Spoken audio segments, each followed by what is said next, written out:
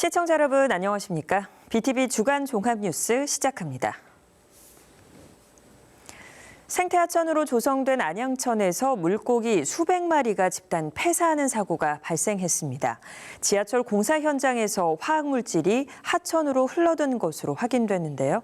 업체 측조차 화학물질 유입 사실을 뒤늦게 인지한 것으로 알려져서 2차 피해가 우려되고 있습니다. 권예솔 기자의 단독 보도입니다. 안양천 명학대교 아래 설치된 그물에 배를 뒤집은 물고기들이 잇따라 걸려 있습니다. 흐르는 물살에 미처 떠내려가지 못한 사체들은 바위 틈 사이에 걸린 채 그대로 남아 있습니다.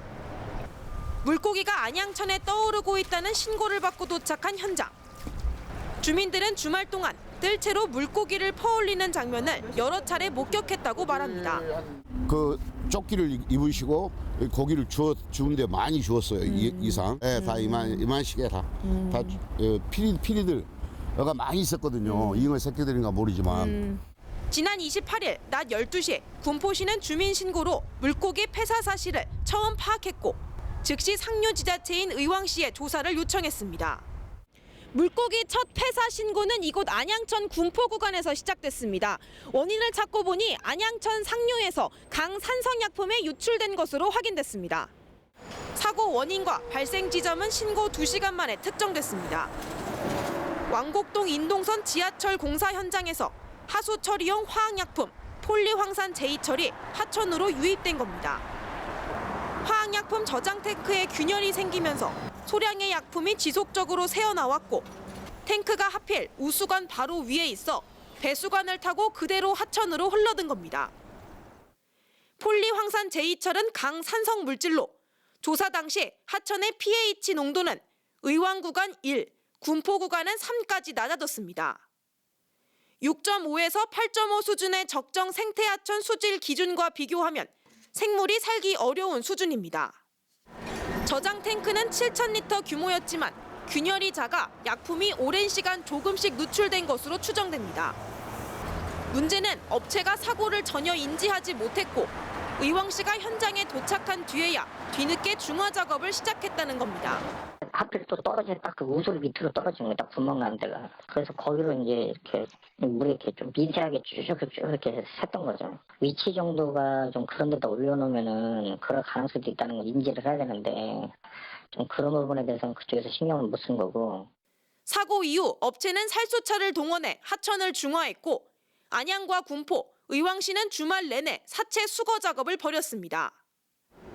의왕시는 지역별 폐사 규모를 산정해 해당 업체에 대한 법적 조치도 검토 중이라고 밝혔습니다. 하지만 사체 수거가 끝났다고 해서 문제가 모두 해결된 것은 아닙니다. 오염된 하천을 둘러싸고 생태계 2차 피해 우려가 잇따르고 있습니다. 실제로 죽은 물고기를 먹는 겨울 철새들의 모습이 포착되기도 했습니다.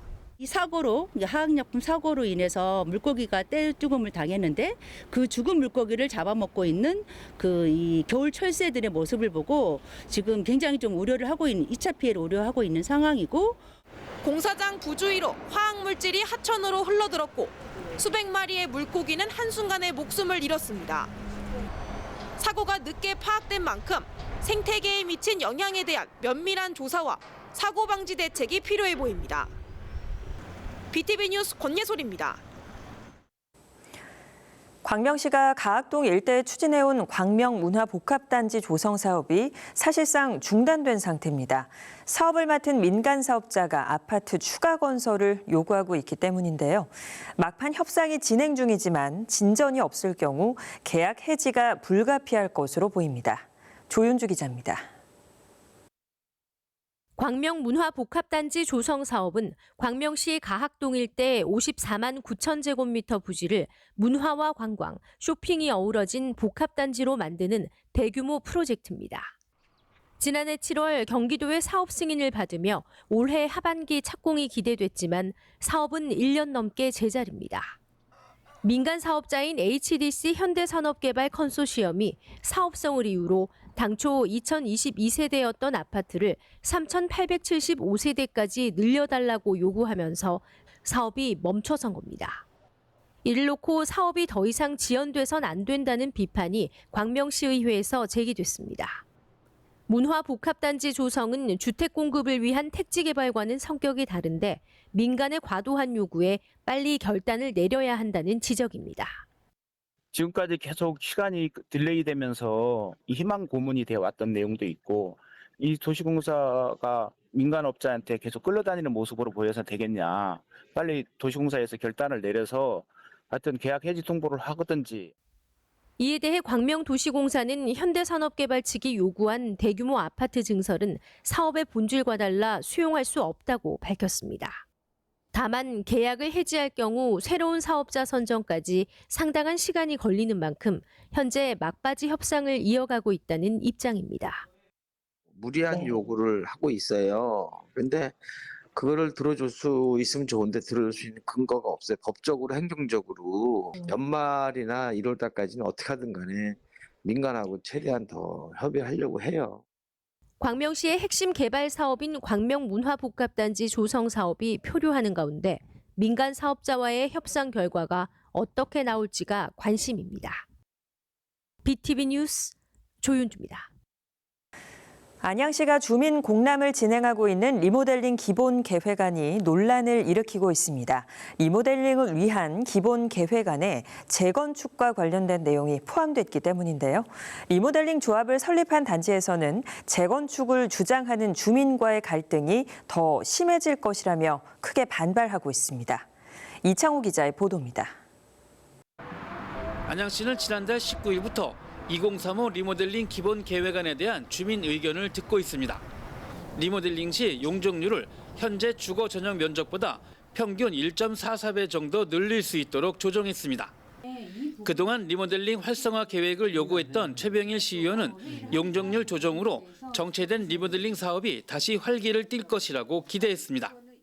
상대적으로 리모델링을 추진하는 공동주택 같은 경우는 용적률에 대한 불이익이 있다고 계속 민원이 제기되어 왔습니다. 그래서 용적률과 관련돼서 재건축과 차별이 생기지 않도록 하고 용적률 올라가는 대신 공공기여도 올라가는 그런 방향으로 기본 계획에 넣을 예정입니다. 문제는 리모델링 기본 계획안에 재건축이 유리한 공동주택에 대한 기준을 담았다는 데 있습니다. 용도 지역에 따라 일정 부분을 재건축 유도 단지로 분류하겠다는 내용입니다. 평촌신도시 리모델링 연합회는 크게 반발하며 재건축 내용의 삭제를 안양시에 요구했습니다. 재건축을 유도하는 내용이 담긴다면 리모델링 조합이 설립된 단지에서의 갈등은 더 깊어질 거라고 우려했습니다. 이에 대해 안양시는 수원 등 다른 지역에 맞춰 리모델링과 재건축의 수요 파악을 위한 내용이라며 문제 제기가 많이 있어 재건축 부분을 어떻게 할지 고민 중이라고 설명했습니다. 어렵게 리모델링 용적률 상향 조정을 이끌어낸 최병일 시의원도 리모델링 활성화를 위한 기본 계획안에 재건축 내용을 포함하는 건 주민 갈등을 부추기는 셈이라고 지적했습니다. 그러면서 기본 계획안에 담긴 재건축 부분이 리모델링 활성화 쪽으로 수정하도록 협의하겠다고 강조했습니다. 그럼 리모델링 연합회 측에서 문제 제기하는 부분, 또 시에서도 문제 제기를 받은 이런 부분들을 잘못된 부분은 좀 그 부분은 좀 바꿔 나가고 리모델링이 잘 갈 수 있도록 그 내용을 잘 담아서 시행 계획 또 기본 계획에 담아낼 수 있도록 하겠습니다. 시의회에서도 그 부분은 면밀히 살펴보면서 리모델링이 잘 갈 수 있도록 하겠습니다. 현재 리모델링 조합이 설립된 평촌 신도시 10개 단지에서는 조합과 재건축 요구 주민 사이에 갈등이 빚어지고 있는 상황. 재건축 기준을 넣은 안양시의 리모델링 기본 계획안이 리모델링 활성화는커녕 오히려 주민 갈등에 불을 지피는 건 아닌지 우려가 커지고 있습니다. BTV 뉴스 이창호입니다. 동탄 이신도시의 생태터널 내부에서 균열이 발견됐습니다. 화성시는 임시 지지대를 설치하고 일단 터널 통행을 전면 금지했습니다. 보도에 김성원 기자입니다. 터널 중앙벽에 길게 균열이 났습니다. 구조물이 위험해 보일 정도로 갈라져 있습니다. 화성시는 주민 안전 등을 고려해 우선 생태터널의 통행을 전면 통제했습니다. 터널 내부 중앙벽체에 균열이 발견되면서 화성시가 긴급 조치한 겁니다. 이상 징후는 하반기 정밀 안전점검 용역에서 처음 발견됐습니다. 지난달 10일 현장 점검에서 균열이 발견되면서 버팀대 같은 보강 장치가 필요하고 정밀 안전 진단도 빨리 해야 한다는 보고가 나온 겁니다. 이 터널은 지난 2023년 LH가 만들어 화성시에 넘긴 시설로 동탄 이신도시의 주요 보행 생태 연결 통로 가운데 하나입니다. 화성시는 터널 내부에 임시 지지대를 세우고 LH에 2차례 하자보수 촉구 공문을 보냈습니다. 시행사와 시공사가 어떤 보수 보강을 할지 계획을 낼 것을 요구했다고 밝혔습니다.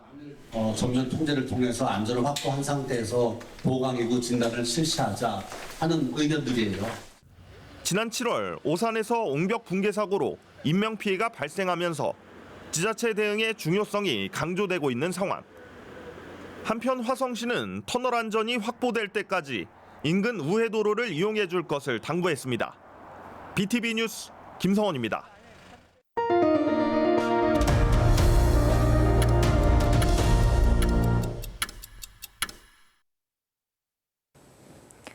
(10여) 년간 안성시 공도읍의 인구가 크게 늘어나면서 행정 조직을 개편해야 한다는 목소리가 나오고 있습니다. 안성시는 공도읍 인구가 10만 명까지 늘어날 것으로 보고 있습니다. 보도에 주하영 기자입니다. 안성시청 민원실입니다. 각종 민원을 처리하기 위해 공도읍 주민들이 이곳을 방문하려면 승용차로 약 25분, 대중교통은 45분에서 50분이 걸립니다.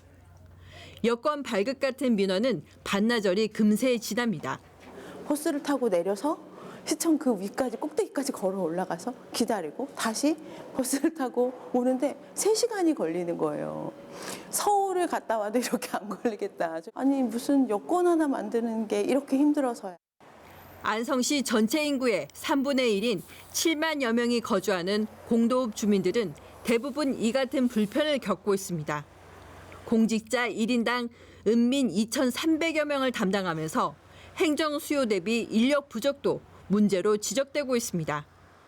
안성시의회 최호서 운영위원장은 인구 증가 속도를 행정 조직이 따라가지 못하고 있다며 기존 3에서 4만 인구를 담당하던 읍단위 체계를 곧 10만이 될 인구에 맞게 개선해야 한다고 지적했습니다. 최 위원장은 공도읍의 행정 체계를 대읍 체계로 전환할 필요가 있다고 강조했습니다. 읍의 최대로 커진 형태를 대읍이라고 하는 거죠. 그래서 여기에 중앙 정부와 경기도와 상의해서 공무원 숫자를 늘리는 거죠. 그러니까 늘려서 행정 공백을 좀 메우는. 최 위원장은 읍장 직급을 현행 5급에서 4급 서기관으로 격상하고 2개과를 신설해 인력을 확충하자고 제안했습니다. 또 여권 발급과 산업단지, 환경도로 등 일부 시청 업무를 공도읍 행정복지센터로 이관해 민원 접근성을 높이자는 방안도 제시했습니다. 인구 증가에 따라 대읍으로 전환한 다른 도시는 행정 효율성과 주민 편의성이 향상됐다고 보고 있습니다. 안성시도 대읍 전환 필요성에는 공감합니다. 대읍으로 확대될 경우 교통 인프라 확충, 산업단지 관리체계 개선, 교육복지 인프라 강화 등 시 전체의 균형 발전에 도움이 될 수 있다는 입장입니다. 다만 대읍 전환을 위해서는 조례 개정과 조직 개편 절차 등으로 시간이 다소 필요할 것으로 보고 있습니다. 공도읍은 최근 몇 년간 인구가 빠르게 증가하면서 행정 수요도 크게 늘고 있습니다. 이번 대읍 전환 논의가 어떤 결과로 이어질지 주목됩니다. BTV 뉴스 주하영입니다. 평택 지역은 부산, 인천과 함께 가장 큰 물동량을 가진 항구 도시이자 해군 전초기지를 가진 곳입니다. 최근 부산, 목포에 있는 해양대학교의 일부를 평택으로 유치하자는 목소리가 높은데요. 사업 추진이 쉽지 않은 상황이어서 다양한 대안들이 제시되고 있습니다. 배상민 기자가 취재했습니다. 교육부가 2023년부터 추진하고 있는 글로컬 대학 프로젝트. 선정되는 학교에는 5년간 1,000억 원이 지원됩니다. 부산의 한국해양대와 목포해양대도 통합을 내걸고 올해 프로젝트에 도전했습니다. 현장형 해양인재 육성 등 해양산업 역량 결집의 청사진을 제시하면서 평택 캠퍼스 설립도 가시화되는 듯 했습니다. 두 학교는 지난 8월 평택시와 캠퍼스 설립을 위한 업무 협약을 체결하기도 했습니다. 그러나 9월 말 한국 목포해양대 통합이 교육부 사업에서 탈락하면서 평택 캠퍼스 설립에도 빨간불이 켜졌습니다. 기대가 컸던 평택 지역에선 대안을 찾아야 한다는 목소리가 적지 않습니다. 이병진 국회의원은 단과대 규모의 평택해양대 유치는 가능할 것으로 보고 사업 추진 의사를 시사하고 있습니다.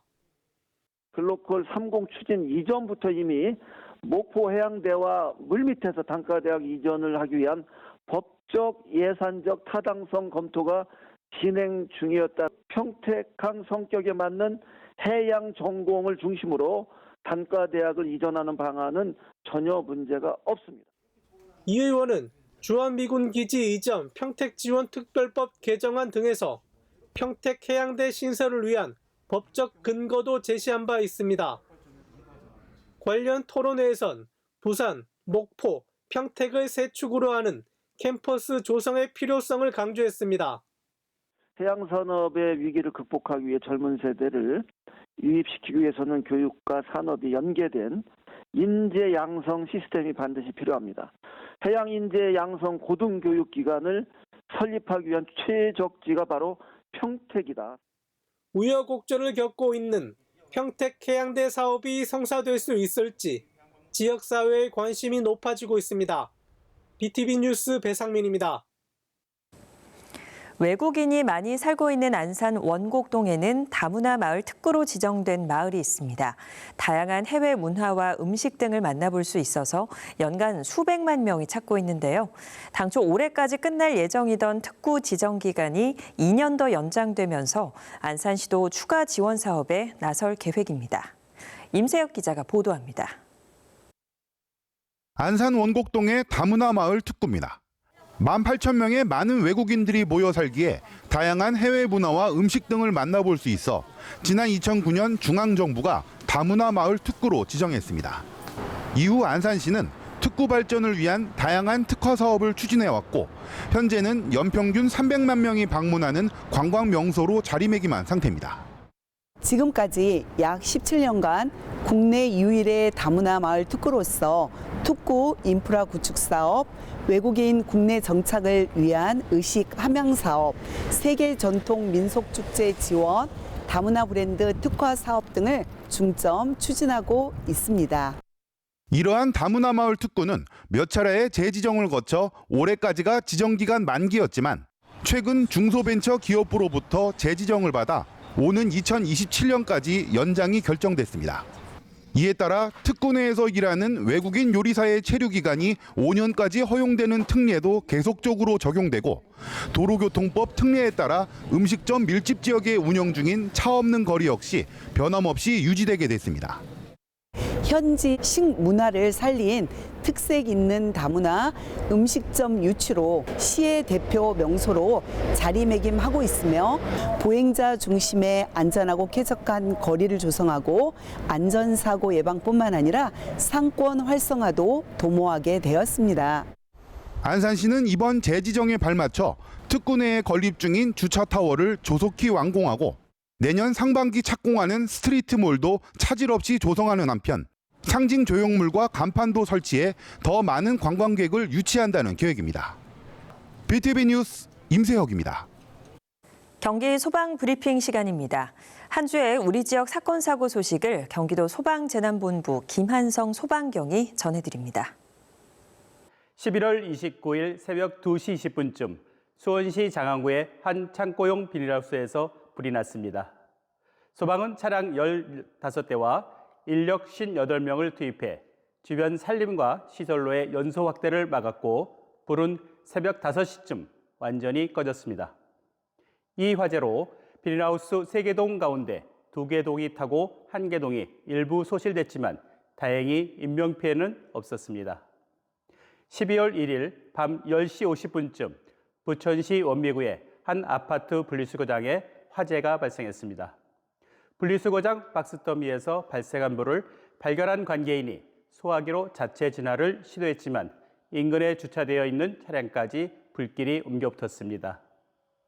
소방은 차량 16대와 인력 46명을 투입해 화재를 진압했고 불은 신고 약 8분 만에 완전히 꺼졌습니다. 화재는 버려진 담배꽁초로부터 시작된 것으로 확인됐습니다. 12월 2일 오전 6시 30분쯤 화성시 서신면의 한 고무매트 제조 공장에서 화재가 발생했습니다. 직원 8명은 자력으로 대피했지만 40대 남성 1명이 진화 시도 중 손등에 화상을 입어 병원으로 옮겨졌습니다. 강풍으로 불씨가 야산까지 번지며 산불 진화대와 헬기 2대가 추가 투입됐습니다. 불은 약 6시간 만인 낮 12시 30분쯤 완전히 꺼졌습니다. 이 화재로 공장 한 동이 불에 탔으며 정확한 발화 원인과 피해 규모는 조사 중입니다. 12월 2일 밤 11시 4분쯤 용인시 기흥구의 한 자동차 관련 시설에서 불이 났습니다. 강한 바람으로 불씨가 인접 야산으로 옮겨붙어 소방은 곧바로 대응 1단계를 발령하고 산불 확산 저지에 집중했습니다. 불은 새벽 3시 35분쯤 완전히 꺼졌으며 다행히 인명피해는 없었습니다. 이번 화재로 자동차 관련 시설 한 동과 차량 한 대가 전소됐으며 소방은 정확한 화재 원인을 조사하고 있습니다. 잇따른 화재 소식으로 안전에 대한 경각심이 높아지는 만큼 생활 속 작은 실수 하나도 주의가 필요한 시기입니다. 무심코 버린 담배꽁초, 음식물 조리 중 자리 비움, 난방기기 주변에 불에 타기 쉬운 물품을 놓아두는 습관 등 일상 속 사소한 행동이 큰 화재로 이어질 수 있습니다. 특히 담배꽁초 불씨의 온도는 약 600도까지 올라가 종이나 플라스틱을 쉽게 태울 수 있어 불씨가 완전히 꺼졌는지 꼭 확인하시기 바랍니다. 작은 습관 하나가 큰 피해를 막습니다. 한 번 더 확인하는 안전 습관으로 겨울철 화재를 예방하시기 바랍니다. 고맙습니다. 경기도가 경기주택도시공사를 통해 특화형 매입 임대주택 100호 공급을 추진합니다. 특화형 매입 임대주택은 비영리법인과 공익법인, 사회적 협동조합 등 사회적 경제 주체를 포함한 민간이 입주자 특성에 맞는 공간과 서비스 등을 제안한 뒤 시공하면 공공이 매입하고 그 제안자에게 임대 운영권을 부여하는 사업입니다. 민간 제한형과 특정 테마형으로 나뉘며 GH는 내년 1월 신청 접수를 진행해 매입 심의와 설계 협의 등 절차를 거쳐 6월 매입 약정을 체결할 계획입니다. 안양도시공사는 능곡 우성지역 공공재개발 예정구역에 대한 주민 재공람을 오는 17일까지 진행합니다. 이번 재공람은 지난달 열린 도시계획위원회에서 조건부 의결에 따른 것으로 구역을 재조정하는 내용입니다. 안양시와 도시공사는 오는 17일까지 주민 의견을 들은 뒤 공공재개발 예정구역 지정 절차에 들어갈 예정입니다. 이상으로 BTV 주간 종합뉴스를 마칩니다. BTV 주간 종합뉴스는 홈페이지를 통해 다시 보실 수 있습니다. 시청해주신 여러분 고맙습니다.